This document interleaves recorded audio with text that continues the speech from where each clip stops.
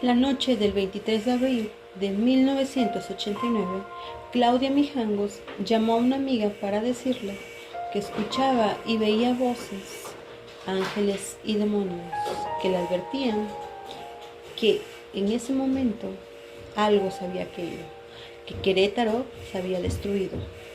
Durante muchos días, Claudia había escuchado voces extrañas, pero ella decidió no comentarlo. Esa noche quedaría marcada para siempre, pues ella cometería uno de los actos más atroces en ese día. Todo esto estremeció a cualquier ser humano. La autora de los hechos, Claudia Mijangos, madre de 3 hijos, quien hoy en día ella es conocida como la Llena de Querétaro. ¿Pero quién es Claudia Mijangos? Claudia Mijangos es una mujer que residía en Mazatlán, Sinaloa, hermana de 4 hombres y 2 mujeres. Su madre era una mujer dominante y autoritaria, muy agresiva y una mujer fanática de religión. Ella, la madre de Claudia, decía que su padre era un ser muy poco, es decir, un hombre muy débil. Claudia, mientras fue creciendo, se convirtió en una niña muy popular. Era muy entregada en la escuela y también en una época ella se convirtió en un concurso de belleza. Claudia tuvo 2 novios en su adolescencia, pero a los 19 años ella conoció a Alfredo Castaños, con quien se casó 2 años después y se mudó a Querétaro con él. Pero todo esto fue el inicio que empezó a manifestarse de una crisis. Cuentan que en la noche de su boda, Claudia tuvo una crisis. Ella, al tener por primera vez relaciones sexuales con ya su esposo, ella no pudo y salió corriendo del hotel. Después de esto, al llegar otra vez a la ciudad donde ellos iban a residir, que vendría siendo Querétaro, ella abrió una boutique, que en ese entonces era una boutique muy famosa. Pero Claudia tenía unos ataques violentos muy erráticos, que en ese entonces su esposo lo veía como algo tan normal. Claudia era una mujer tan agresiva que en una ocasión ella salió a corretear a su esposo con un cuchillo. Él cuenta que estuvieron peleando y Claudia decidió agarrar un cuchillo y salir tras de él. En otra ocasión agarró unas tijeras.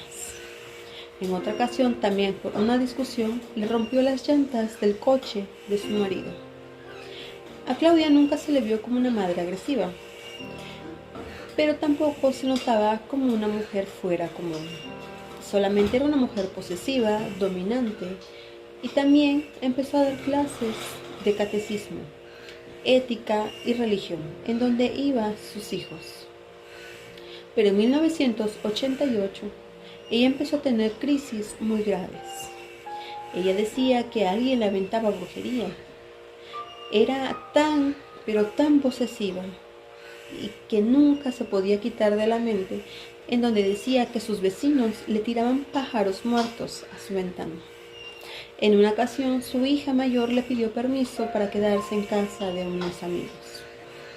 Claudia aceptó, pero en la madrugada fue por su hija e hizo un escándalo a los padres de este niño, afirmando que estos padres querían robarle a su hija. Durante varios días Claudia había escuchado voces extrañas, pero ella nunca quiso comentarlo. Ella afirmaba que estaba loca y también su esposo, pero en esta ocasión Claudia decidió quedarse totalmente callada. Una noche antes de todo este incidente, el ex esposo de Claudia se había llevado a los niños, a los cuales él regresó esa misma noche. Este hombre cuenta que Claudia y él empezaron a discutir. ¿Pero cuál era el tema? Supuestamente, el romance extramarital que ella tenía. Ella le señaló al ex esposo que se arrepentiría. Cerró la puerta de la casa y se fue a acostar. A solo escasas horas de que se haga de día, Claudia empezó a tener otras alucinaciones. Esa noche Claudia llamó a Verónica, una amiga de ella, y le confesó que estaba escuchando ángeles y demonios, que le había dicho que Mazatlán se había caído y que todo Querétaro era espíritu.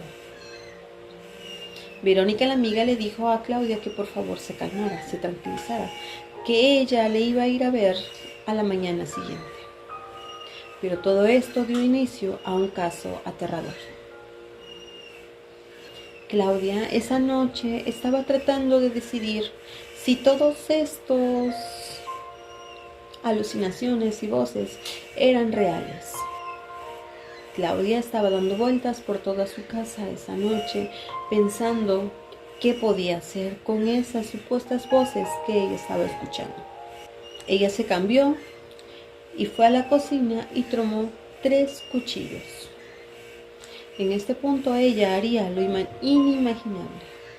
Los 3 pequeños estaban durmiendo tranquilamente, pero Claudia había decidido quitarle las vidas. Verónica, la amiga de Claudia, llega al domicilio en la colonia Jardines aproximadamente a las 8 de la mañana del día siguiente, el 24 de abril. Al entrar, la mujer encontró huellas de manos marcadas con sangre en toda la casa. Encontró el cuerpo del hijo menor, Alfredo, de 6 años, quien se encontraba en un charco de sangre. Ella relata que esto era una escena totalmente brutal. Verónica decidió llamarle al ex esposo de Claudia y también a las autoridades. Cuando estos llegaron, los peritos comentaron que estaban los otros cuerpos de los demás niños en el mismo estado. El cuerpo de María Belén, de 9 años, se encontraba en su habitación con múltiples heridas. Increíblemente, Claudia se encontraba dormida con la niña. Ella tenía un cuchillo en la mano y estaba totalmente ensangrentada. El cuerpo policíaco dijo que esto era totalmente aterrador, ya que toda la casa, la recámara, las camas se encontraban totalmente encharcadas de sangre. Toda la casa estaba cubierta de rojo. Era una escena totalmente atroz. En la esquina de la recámara, sobre un sillón, habían 2 cuchillos de cocina, uno de 40 centímetros y el otro de 33 centímetros, ambos con cacha de madera de color café, perfectamente limpios. Pero había un tercer cuchillo de 31 centímetros que se halló en la recámara de Claudia. En ese momento se pensó que Claudia estaba totalmente muerta. El comandante de la policía tocó su cuello para tocarle si aún tenía pulso, pero se dio cuenta que Claudia estaba viva.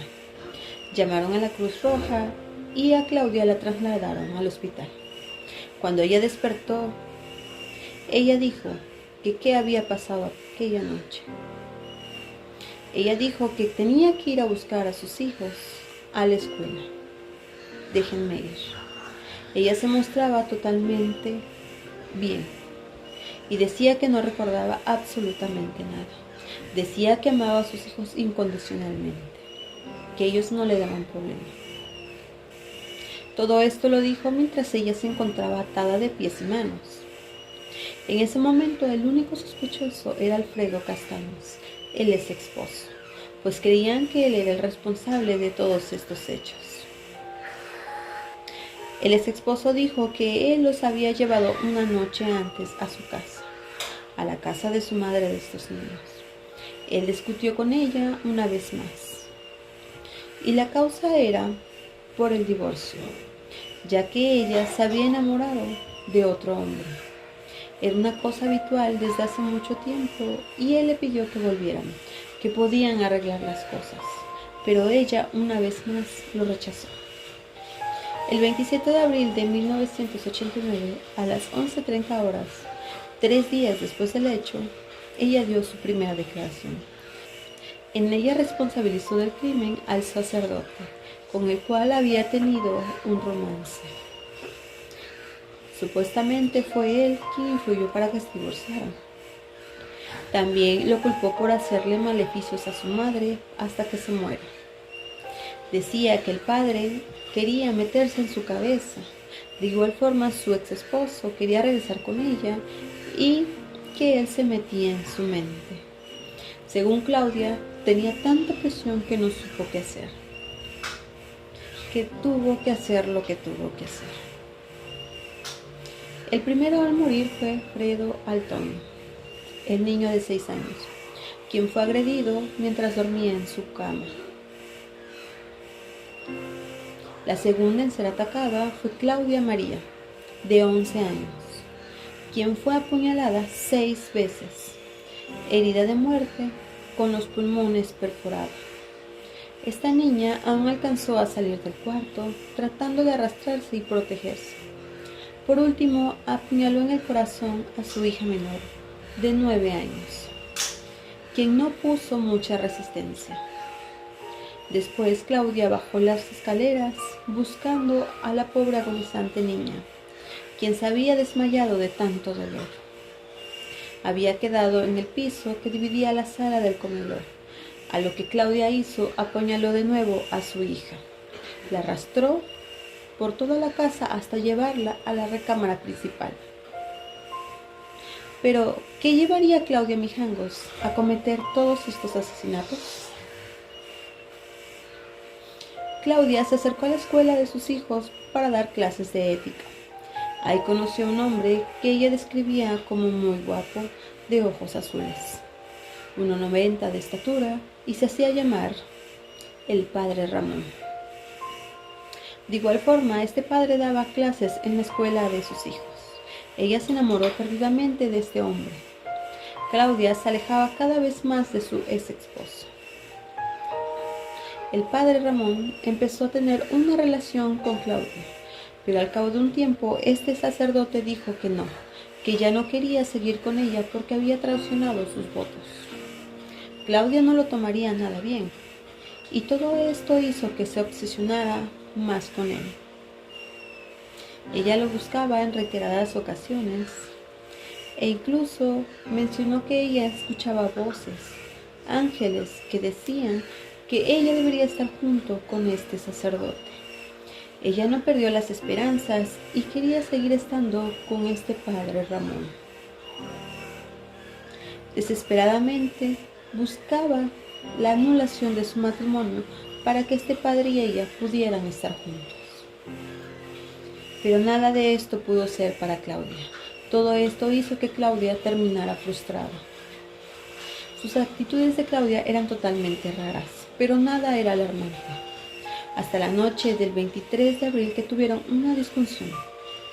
El ex esposo le menciona a Claudia que sabía que tenía un romance con este padre, que él quería regresar con ella y que podían solucionarlo.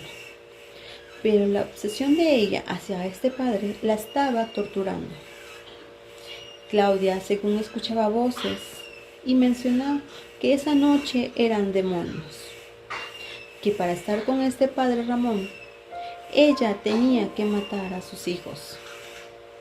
Los estudios confirmaron que Claudia Mijangos sí se encontraba en un episodio psicótico esa noche. Ella mató a sus hijos y los peritos comentaron que alrededor de 3 horas ella estuvo tratando de matar a sus hijos. También se estableció que la primera víctima fue Alfredo, después Claudia María y finalmente Ana Belén. Posteriormente, ella se lesionó a sí misma. Se realizaron diversos exámenes hacia Claudia para ver su estado de salud mental y se determinó que Claudia padecía esquizofrenia, depresión y epilepsia del lóbulo temporal.